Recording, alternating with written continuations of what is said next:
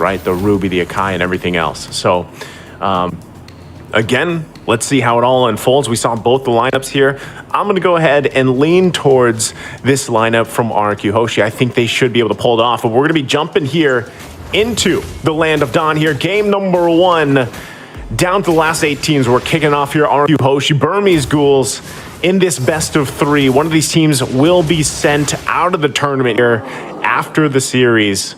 So we all start here once again. Taking a look at the early rotations, emblems, nothing quite, out of the ordinary here. Banana, though, opting for a lot of that sustainability again with this CC. We'll see how this all works out. Burmese Ghouls, they gotta play around the fact that they have. Oh, hold on, already in the mid lane though. Jump in, come through. Nico's gonna be just fine. Gives them a thumbs up as well. So for now, back and forth. We're gonna wait for that first big objective, of course, the turtle. I'm not sure if either of these teams have what they need to get an early first blood before the objective. I think it's better they play it safe again when we're talking about exactly what is at stake here, right? So for now, let's see once again how it goes. Banana and Delar. Banana should have a pretty good lane so far for the most part until that level 4 is available. There you are, Kim. So yeah, nothing. You didn't miss too much.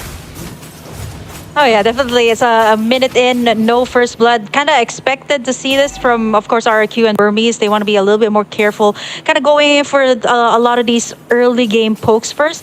Like this XP lane choice from RRQ, they decided to go with this, especially since this can kind of like put Delar back. Like we've seen this in some games of the Burmese Ghouls that, Delar had a very early wave clear, so he was able to reach level 4 much faster than the opponent, which kind of really enables Burmese Ghouls to kind of take in these early turtles. But so far, it's RRQ. Irad actually starting up 140 HP already for the turtle. Yep, they go in. Heavy spin already used. Turtle for the taking. Irad going to be able to get it. They get the stun off as well. Not sure if they still want to be going for it, though. They're going to fight it out, and they back off. They disengage. Good thing, too. Once again, they have that Nether Realm available from Nico. Yeah, those was very good zoning as well from RRQ. Like you see, Banana, not only was he able to clear lanes pretty fast, he was also able to zone out Saksa there, so he can push forward and try to go for that heavy spin and just click that retribution and steal that Lord. But overall for RRQ, right, like so far their lanes are pretty much contained. Like you see how Delar was super aggressive too when it came to like the turtle take. He went in and tried to go in for that level 4 so he can pop in that Black Dragon and be able to kind of mess up RRQ's turtle take there. But so far RRQ has been successful. No first blood yet. 3 minutes in already in the game. Yeah, which is interesting, right? Because we're talking about the aggression from both of these teams, but and that's not going to find the connection they're looking for. But hold on, still pressure. Oh, what a huge! I'm offended into the heavy spin, able to get the lockdown. Irad going to be the one to go down. First blood going to the hands of Burmese Ghouls. What a set there from Blink, utilizing the flicker combination with the I'm offended. Still going to be up here on the top side, but they should be fine for now. What a play! Yeah, just when we were talking about no first blood, kind of called it there. Nice tuck in there. Flicker was available for Blink, and he was able to do that. And now Banana in trouble. Ooh, this is what I was talking about, though. 1-for-1 trade-off onto the bottom side.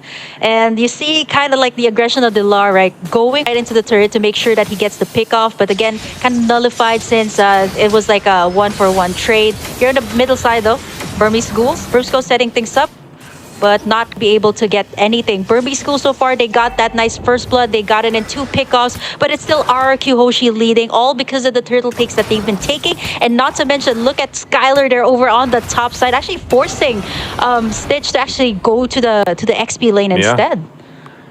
It's a good choice. I mean, a lot of these rotations happening here are very smart on both sides, for the most part. In early game, not anything too crazy happening. You see Blink, if he continues to do that every time the flicker's available to him, is really going to pay off, right, for Burmese Ghouls. That's kind of what they have to do. But Brusco, even on the other side, well-timed Annoying Fury is going to help them out. And not only that, but they have the extra CC available to them with Irad's kit. Dragon Form going to come down, still be working for this turtle. Second one, Sox able to secure it. Gets the lockdown now on Irad. He's kind of stuck between the wall. He'll get taken out by Delar. And there's nothing RRQ could do there. So objective and a kill for Burmese Ghouls. I like how Burmese Ghouls also kind of like knew that Brusco there did not have that flicker, so they were so confident in trying to take down this turtle to the point that the RRQ was just like trying to find the proper setup there. We kind of see the attempts there from Irad trying to go in for the Violet Requiem and the spatial migration, but it kind of backfired here onto RRQ, and now so far Burmese Ghouls, they've done a good job of equalizing things out. Brusco though goes in, jumps in, but look at that. Again, the sustainability is kind of the way, of course, NetherRealm works. It buys you a little more time, and they're going to be just fine. I'm worried about for the side of Burmese Ghouls though. They have to check Skylar as of the moment. He's gotten all the gold plating over on the top side. Not to mention that he's been pushing the lanes pretty fast. You did mention that this Bruno is a turret shredder, and so far he's been taking this turret down almost to 1/4 HP. They should be able to take this. Great map control here for RRQ. Great space that they've made, especially since they still need to take in the last turtle and possibly the next Lord coming into this game. But so far, gold lead, you don't see anyone leading as of the moment because everybody is it's kind of a little bit careful when it comes to all these engages, right? Like once you engage, you don't have that right follow-up, it might actually just be a double-edged sword for your team. Yeah, and I think that's, again, you have to respect the fact that even with everything happening now, the past couple of minutes, it's pretty much even, economy-wise, right, for the most part. And Skylar not going down, able to kind of just farm up here is great for RRQ. But even on the flip side, Burmese Ghouls, exactly, Stitch, having an early kill, able to work on his own here, will pay off later on, of course, as you scale up on this Claude pick. So right now, stalemates. Third turtle of the game, though, for the taking here. Both teams getting in position. Only Skylar down on the bottom side, so both teams want to go full force here. The difference maker could be that gold lane, having that available. You can already see in the mid lane, whittling down slowly, but Stitch going to go down bottom. Team's going to be fighting it out 4-on-4 here for this third turtle. Taking it slow. Turret goes down to the bottom side as both gold laners wait there. Turtle's going to reset once again. Still looking for an angle here. Brusco there in the front lines. No one committing just yet. They're trying to feel this out. Yeah, they have to. There's some pressure, though, in the mid lane. They got to deal with it for now. RRQ still in position. But right now, Burmese Ghouls just kind of letting them take control of this space. Blink not going to commit. There's the Dragon Form finally going for the initiation. Huge step there from Brusco, though, with the Flicker, Minuet, and Fury. Now they're going to be battling now. Still looking for a kill to fall here, though, as both gold laners trying to make it away. Delar will finally fall. Stitch now joining the fight. Irad taking a couple shots. He's almost there, but another knockup comes through as Irad falls. It's a double for Stitch, though. But Skylar finally gets a kill as well. And now the mid lane turret goes down next. They find wins on both sides here, but RRQ pulling out just a little bit ahead. Now Saksa, buff can be worked on, and he's deleted by Banana. Gets whittled down quickly.